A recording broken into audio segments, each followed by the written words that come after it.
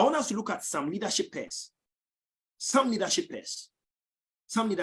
In leadership relationships, these leadership pairs are going to be very essential in our discussion. Now, in leadership relationships, there are pairs of characteristics that must be exhibited by the leader to create a balance, to facilitate the effective realization of the vision, the mission and vision, and also help the systems to run. I'm going to take it again. In leadership relationships, there are pairs of characteristics that must be exhibited by the leader. So the pairs we are going to talk about must be exhibited not by the team necessarily, but by the leader, to create a balance, to facilitate the effective realization of the vision and mission, and also help the systems to run. All right. Now, what are these leadership pairs? The first leadership pair we are going to look at is logic and emotions. Logic and emotions. And I said that these pairs of characteristics must be exhibited by the leader to create a balance, to facilitate the effective realization of the mission and vision, and also help the systems to run. Logic and emotions.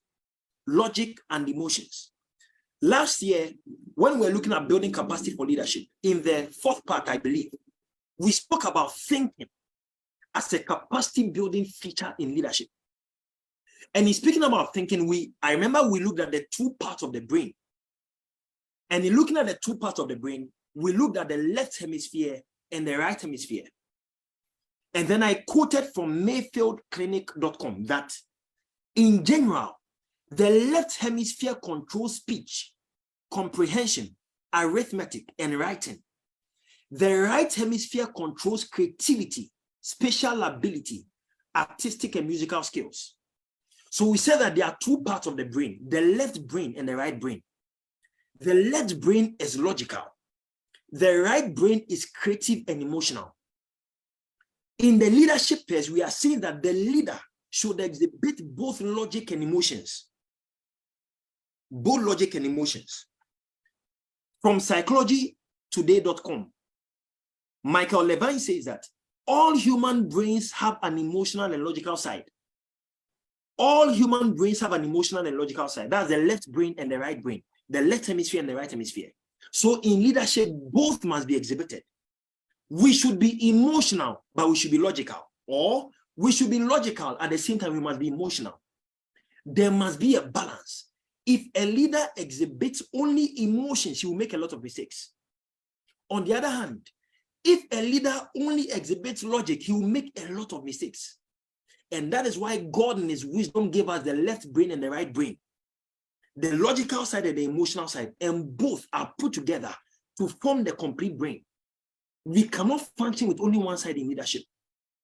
So leadership must be logical and emotional, so that we must operate with predefined principles that are both logical and give room for empathy.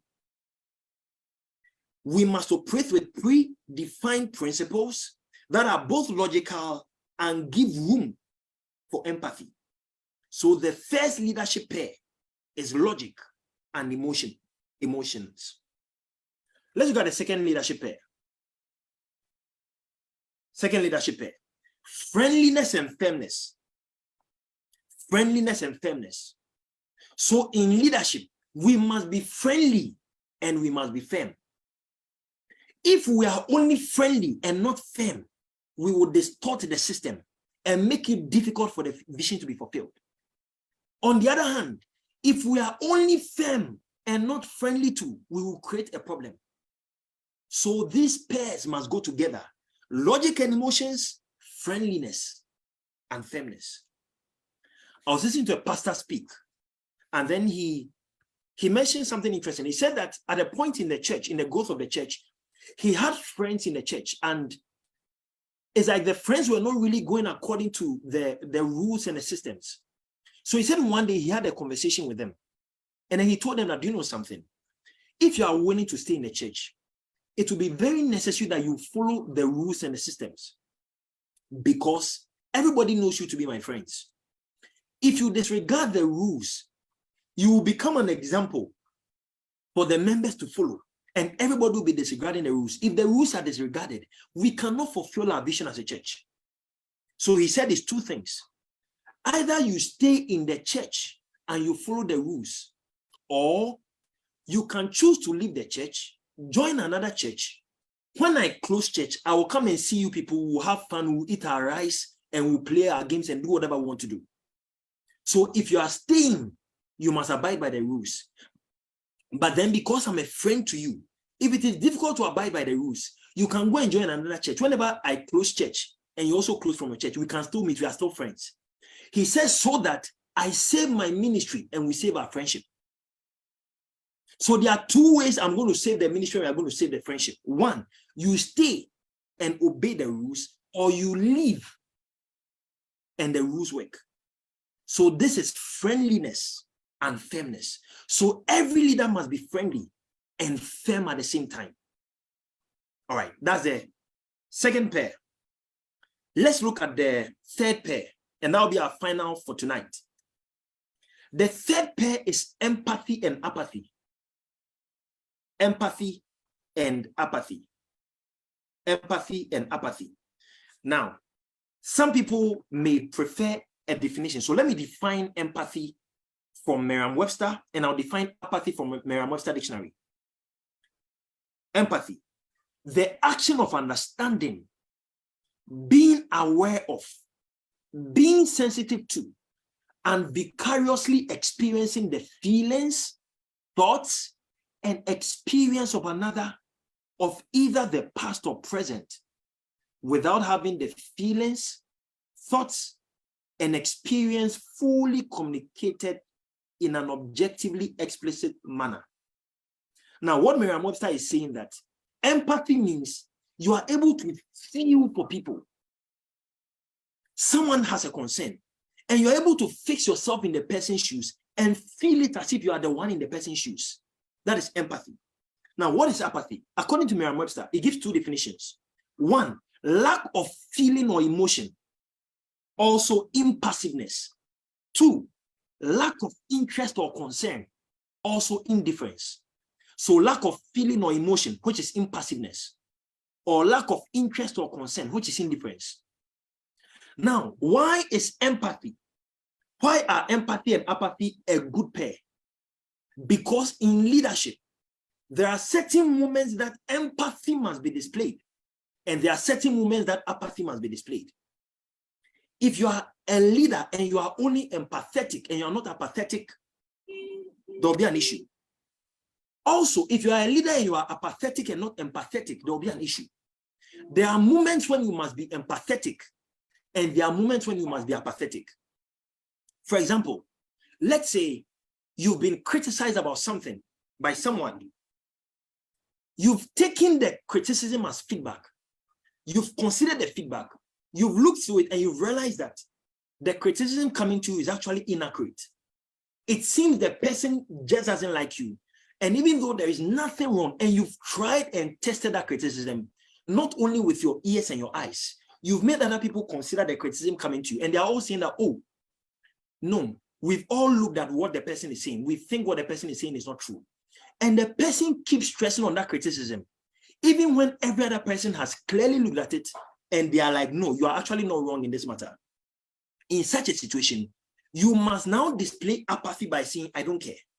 So apathy is what we traditionally call I don't careism. I don't care. You've considered the thing, you've looked at it, you've tested it through your team and everybody. Even we looked at last year, we looked at planes of associations, plane 1, plane 2, plane 3. You've looked at plane 1, plane 2, plane 3. People who are lower than you. You've made them consider it. They are like, no, it's not true. People who are friends, plane 2 associations, they are like, it's not true. People who are mentors, they've all analyzed it and they're like, no, that criticism coming that you are wrong is actually not so. Everybody has considered it. And the person is not listening. The person has been spoken to. The person is still criticizing you in order to discourage your leadership. In such a situation, you must enter into apathy and say, I don't care. Because you've considered the feedback. If at that moment you don't display apathy, the words from the person will discourage you and it will affect your leadership. And remember, we said that leadership, last week we looked at what leadership is and what management is. And we said management is control, but leadership is the ability to influence people, and it has a sense of inspiration. If a leader loses inspiration, it will be difficult for the leader to inspire others. So it means that what that person is doing is the person is killing your leadership. If you respond wrongly, you'll be allowing your leadership to be killed by that discouragement, because it can kill your inspiration. And when your inspiration dies, you won't have any inspiration to give. Peter says, silver and gold have I none. Acts chapter 6, verse 3. But such as I have given unto you. Sorry, Acts chapter 3. From verse 1 to 6. It says, silver and gold have I none, but such as I have given unto you. So what the leader doesn't have, the leader cannot give. So if the leader lacks inspiration or loses inspiration or gets his or her inspiration drained, leadership has ended. So in such a case, you display apathy that, okay, whatever the person say, I don't care. And that's why I said apathy is what we traditionally call I don't careism. To be impassive or indifferent. So there are certain moments that you should tell yourself, I don't care. But there are certain moments so that you should care. But a leader must know the balance between the two. At what moments must empathy be displayed? At what moments must apathy be displayed? If you get it wrong, it may affect it.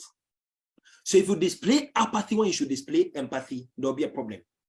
Also, if you display empathy when you should display apathy, there must be a problem. So there should be that wisdom to know when to exhibit empathy and when to exhibit apathy.